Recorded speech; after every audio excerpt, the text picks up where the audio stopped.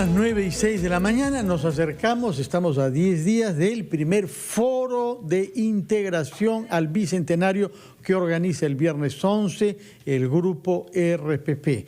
Queremos en ese día elevarnos por encima de las noticias del cada día, de liberarnos un poquito ese día de la presión de la actualidad más inmediata para proyectar una mirada de largo plazo al país que nosotros queremos tener. Y nos apoyamos en la fecha, el año 21, simbólica de 200 años de nuestro nacimiento como república.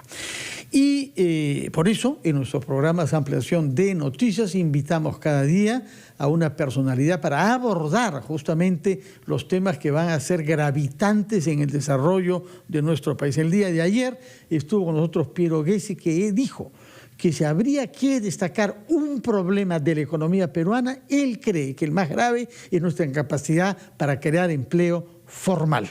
Como hoy es el Día del Trabajo, hemos invitado al señor Jorge Villasante, que ha sido ministro de este sector, Trabajo y Promoción del Empleo, en el segundo gobierno de Alan García. Ha tenido otras carteras también, Producción y Agricultura, creo, pero sobre todo se le asocia con el ministerio que ejerció durante más tiempo Trabajo, puesto que usted es un abogado laboralista y está hasta ahora en el sector privado, trabajando justamente en una consultora sobre temas laborales. Señor Villasante, de su experiencia como ministro y de su observación luego desde el sector privado, ¿qué pasa en nuestro país de manera tal que nos cuesta tanto trabajo reformar un tema que, sin embargo, todo el mundo reconoce que está de cabeza? Porque estamos en los récords mundiales, más del 70% de nuestros trabajadores no tiene ninguna formalidad.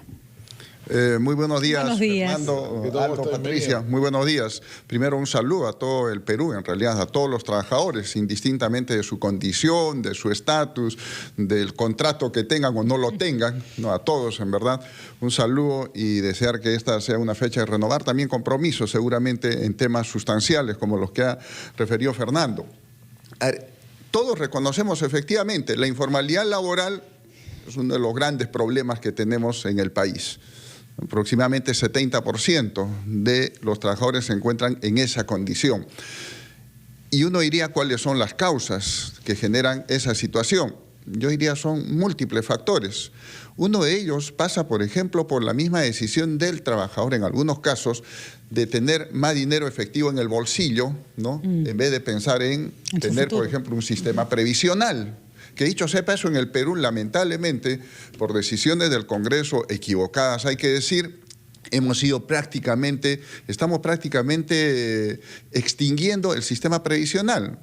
Fíjense, ¿qué tenemos? Informalidad laboral, casi 70%. Retiro de lo que son las cuentas de capitalización en las AFPs, que puede no gustarnos, pero es un sistema, ¿no?, que permite, por ejemplo, que una persona pueda retirar el 95.5% de su fondo, ¿no?, para disponerlo libremente. Y hay quienes dicen, pero es su plata y que disponga pues en lo que quiera. El gran problema es a futuro. Es que se vuelve un fondo de ahorro, ya no es previsional. Claro. No, y lo otro, Aldo, es que... la CTS también se ha bastardeado. La CTS es que se cobra cuando te despiden, no es para usarla para... No es efectivamente... Para sobrevivir mientras buscas otro hay un trabajo. congresista que la quiere usar para hipoteca. Vivienda, sí, para vivienda, una locura. Desnaturalizamos, ¿no? Lo que decía Piero, la país desconcertada gente, ¿no? La gente está muy desconcertada. Y ese, Aldo, ¿no?, en esa entrevista precisamente queda algo que es claro, ¿no? La CTS es... En el Perú no tenemos seguro de desempleo, ¿no?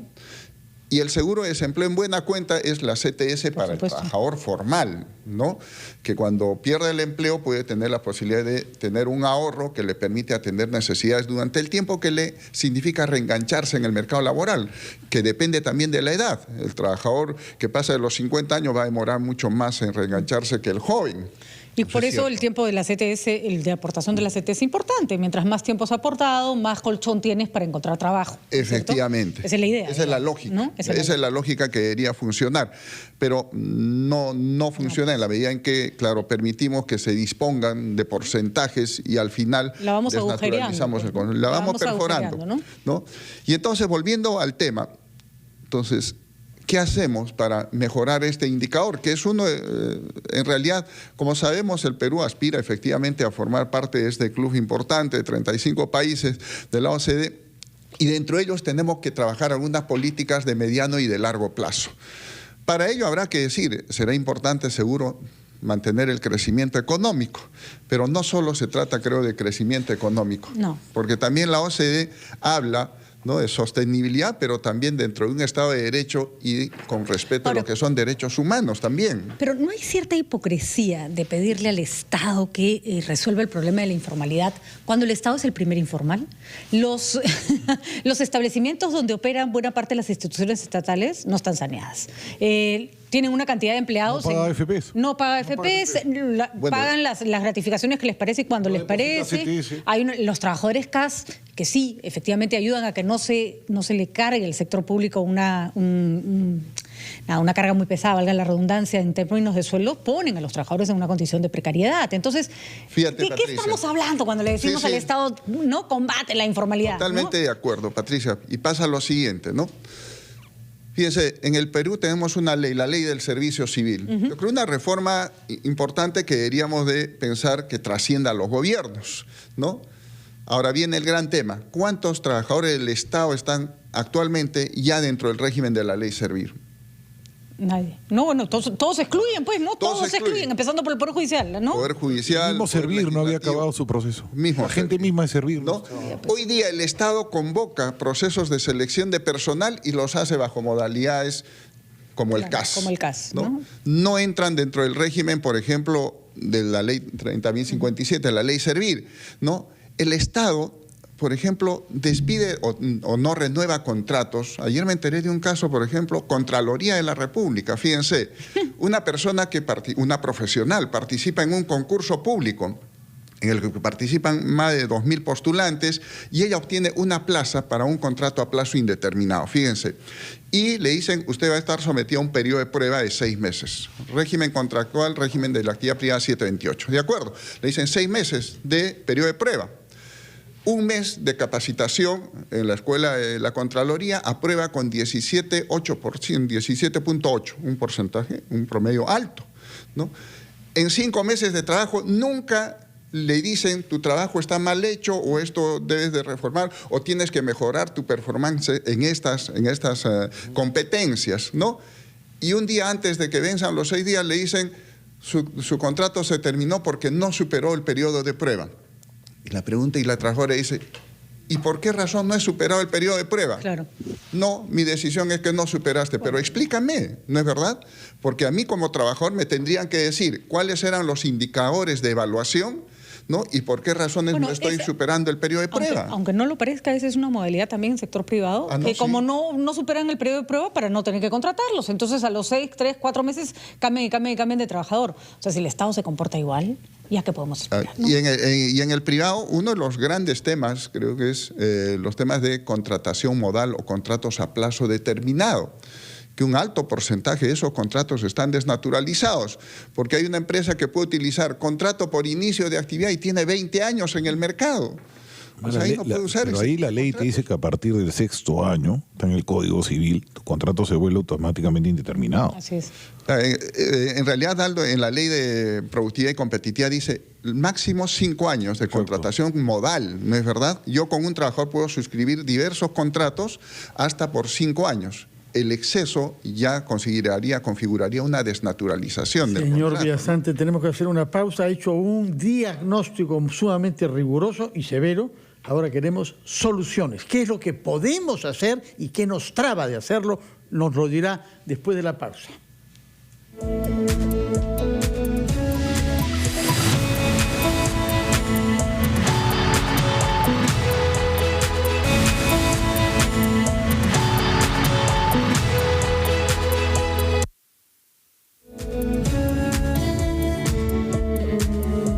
Son las 9:18, estamos entrevistando al exministro de Trabajo, señor Jorge Villasante, especialista como abogado en temas laborales. Y esto en la perspectiva de contribuir con una reflexión al Foro Integración al Centenario que organiza RPP el próximo viernes 11 de mayo. Señor Villasante, usted nos ha hecho un diagnóstico un poco sombrío del tema laboral en el Perú, muchas arbitrariedades, muchas incoherencias, y eso que no hemos hablado sobre decisiones judiciales, que vienen a complicar gravemente el panorama. Pero usted ha sido ministro y ahora lo que queremos saber es qué logró hacer para reformar el mundo laboral cuando usted fue ministro. ¿Por qué no hizo aquellas cosas que soñó sin duda con hacer? ¿Qué bloquea a los peruanos para atacar frontalmente un tema que, sin embargo, todo el mundo reconoce que es uno de los peores puntos de nuestra realidad económica y social? Fernando, creo que el tema pasa por lo siguiente. A ver, si el problema solo tiene que ser atacado o enfocado desde una perspectiva estrictamente laboral.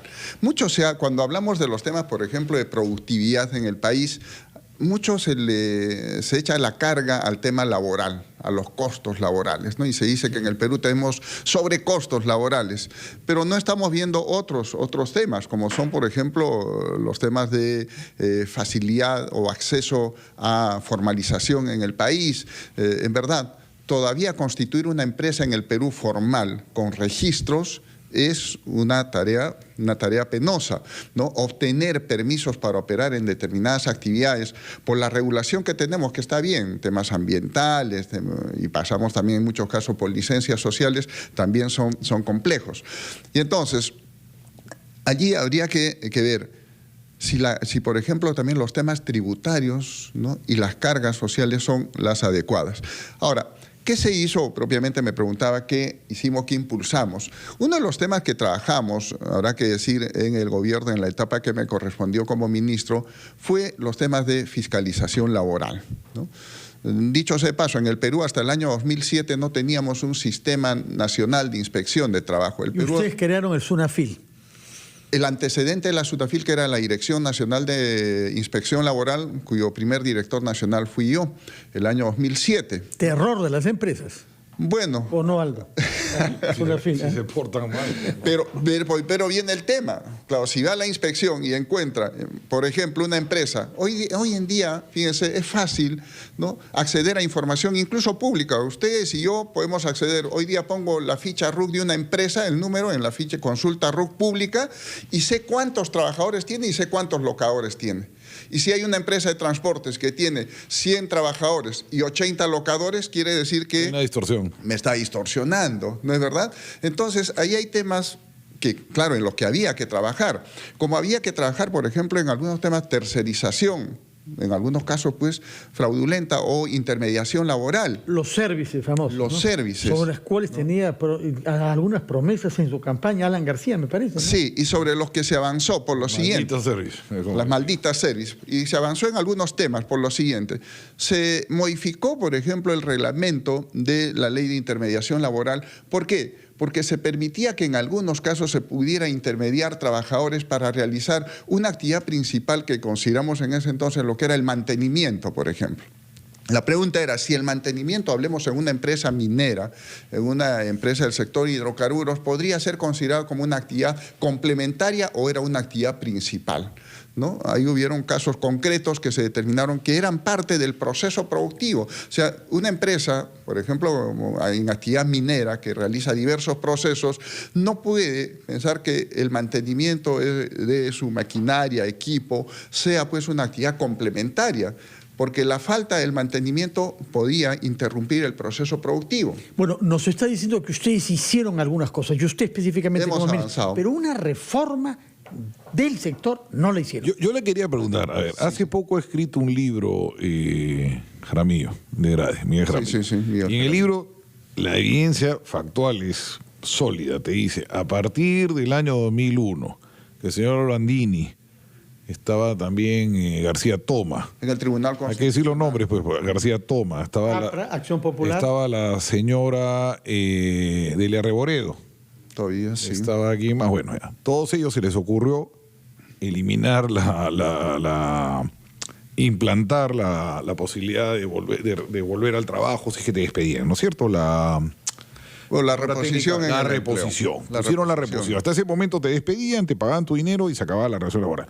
Pusieron la reposición. Volvimos a la estabilidad laboral, ¿no es cierto? Volvimos a Velasco. 20 años para... No tan cierto. Pero por ahí no en esa rigurosidad. Pero complicaron tremendamente. Y de ahí se nota claramente... No, lo de Velasco era, pues no tenía nombre. A partir de los 3 meses tenías que estar matando al dueño para que te vote, que era imposible. Pero volviendo a esto. A partir de eso se disparan los contratos temporales y caen los indeterminados. Porque claro, al cerrarse la posibilidad del despido, la gente opta por el temporal, porque después de determinado tiempo te pueden cortar, se acaba tu contrato. O sea, se genera una distorsión cuando el temporal debería ser la excepción. Nadie debería estar con contratos temporales, no es bueno. Pero se genera por esto. O sea, si cierras mucho la válvula, lo que generas es el efecto contrario, el indeseado. ¿Por qué no se acepta esto? El otro día le han querido explicar eso al ministro de Trabajo y contestó una cuestión filosofal de Santo Tomás de Aquino, no sé qué cosa era, que nadie le entendió. Pero sí están los hechos. O sí, tienes a Fernández Maldonado, todos estos tercos ahí que no entienden, se les explica con números. ¿Por qué no entienden? Aldo, a ver, pasa lo siguiente. Es cierto, el Tribunal Constitucional ha ido variando, ¿no?, también de criterio, ¿no?, en el tiempo, como ha variado de criterio hace días. El 2001 se ha quedado escrito en piedra. A ver, pero ahí pasa lo siguiente, que en ese periodo se dicta lo que se llama una sentencia, el caso Bailón famoso, ¿no?, en el que se establece la nueva tipología de despido en el país. ¿Qué pasa? Según la Constitución del 93, en el país teníamos regulado, decía que la ley establece la protección contra el despido arbitrario, ¿de acuerdo? Y la ley estableció que la protección contra el despido arbitrario era el pago de la indemnización. Sin embargo, había un tema que no estaban regulados propiamente en la ley, que fueron surgiendo en el camino. Un caso, por ejemplo, el despido fraudulento.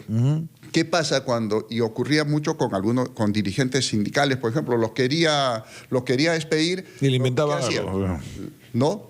Ponía en su casillero de repente una botella de alcohol y decía falta grave, ¿no? Se usaba un fraude. Ese era el fraude. Sí. Entonces, eso no estaba regulado. Inaceptable, por supuesto. Y entonces se reguló ese. O el despido incausado. ¿Qué era el despido incausado? Usted iba a trabajar hoy día a la empresa y simplemente la puerta estaba cerrada. Usted no entraba.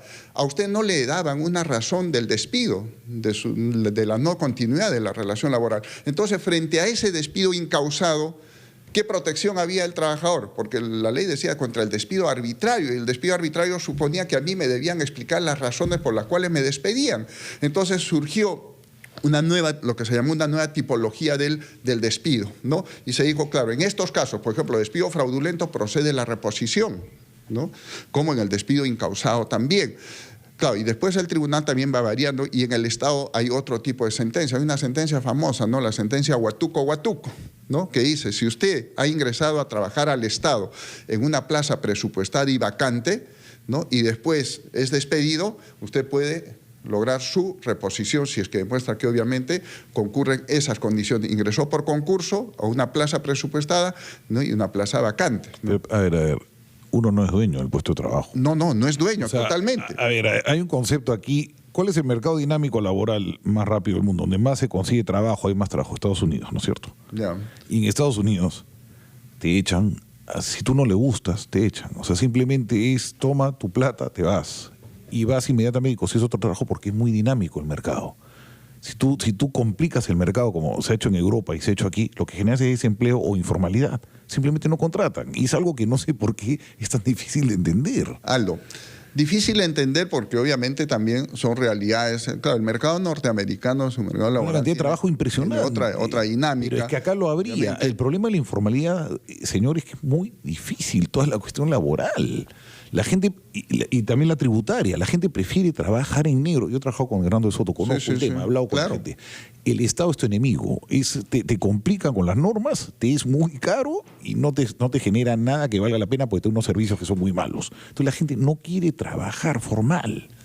No quiere trabajar formal porque el ser formal significa que recibe menos plata también, ¿no? Recibe menos plata, por supuesto. ¿No? Ese es el y tema se le también. Complica la vida. Efectivamente. Y entonces allí la política pública en buena cuenta tendría que abordar también el tema. Pero a ver, si la estabilidad en el empleo, Aldo, no es cierto que en el Perú sea pues absoluta, ¿no es verdad? ¿No? Si no, no habrían la cantidad de procesos judiciales que hay y la cantidad de procesos que terminan con sentencias favorables a los trabajadores, ¿no? Lo que pasa es que está bien, que no se pase en el marco legal, pero si lógico. Pero a ver, si se ve de que por la reposición se ha disparado el contrato de plazo fijo, es que la reposición no funciona, no está bien. O sea, la suficiente compensación es que te paguen tu plata y se acabó la relación de trabajo. Ese es un tema que te obligan a trabajar con alguien que tú no quieres trabajar. Aldo, ese es un tema, claro, que también hay que analizar. Siempre que tienen tu plata. Hay que analizar, bueno, entonces, pero ahí vienen dos temas. O todo pasa porque yo te pago una indemnización, y ya está. Pasa también porque tengo que respetar determinados principios también. Es cierto, el empresario tiene que tener facilidades. La indemnización no baja en el Perú, es 1 mes y medio, no está mal. Señor, por hasta 12 años, ¿no es cierto? Hasta 12 sueldos. No es baja. Hasta 12 sueldos. Antes de que nos vence el tiempo, le hemos preguntado sobre si logró reformar su sector o no. Y yo pienso siempre en el canciller socialdemócrata, ustedes apristas son socialdemócratas, Gerhard Schröder, que osó romper el tabú e hizo la más importante reforma social en Alemania después de la Segunda Guerra Mundial, con un sistema social que databa desde Bismarck. Y él dejó los instrumentos legales para el éxito que Alemania ha tenido durante la era Merkel en los últimos 13 años. Se atrevió a cortar el nudo gordiano de la seguridad del empleo hoy para beneficio de la más baja tasa de desempleo que hay en Alemania. ¿Por qué no lo pudo proponer cuando fue ministro usted? Ni sus sucesores apristas, porque hemos tenido algún aprista en el ministerio hasta hace pocas semanas, hay que recordarlo. A ver, en dos contextos. Que expulsado del APRA. En dos contextos distintos. Javier Barrera, 2 meses, algo menos de 3 meses, obviamente en otras circunstancias. Habrá que decir, dentro del gobierno, el presidente García en el segundo gobierno, en verdad, creo que fui el único militante aprista propiamente, bueno, Susana Pinilla, que tenía una afinidad política, pero en ese Mercedes inicio no era... Cabanilla, Javier Velázquez. No, en trabajo. ¿No? Entonces, claro, cuando dice, ¿por qué no se propuso la gran reforma? ¿No? Porque primero había que pensar en sentar las bases de lo que significara el crecimiento económico. Porque hay algo que es cierto, si no hay crecimiento económico, no generas empleo. Hay una relación directa entre crecimiento del PBI y empleo. Se estima que más o menos 1 punto del PBI significan 60.000 puestos de trabajo. Y entonces había que, primero, un poco consolidar el crecimiento económico. Y luego una segunda etapa, que lamentablemente esa segunda etapa se trunca pues, en el gobierno. Ahora hemos comprendido. Yo le dejo para meditar. Solamente son 30% de trabajadores informales en el Perú y las 4/5 partes están con contrato temporal. Así es. Pero esa distorsión es por culpa de ese fallo del Tribunal Constitucional y algún día ojalá que los laboralistas lo entiendan. Quedan muchos temas como el de la diversidad de los regímenes, también tendrá que regresar el señor Villasante, pero hemos comprendido que no pudieron hacer una reforma y según usted porque priorizaron el aumento del crecimiento económico. Muchísimas gracias por su presencia. Muchas gracias en este día feriado. Hacemos una pausa, nos hemos sobregirado de tiempo, pero regresamos a ampliación de noticias. Primer Foro Integración.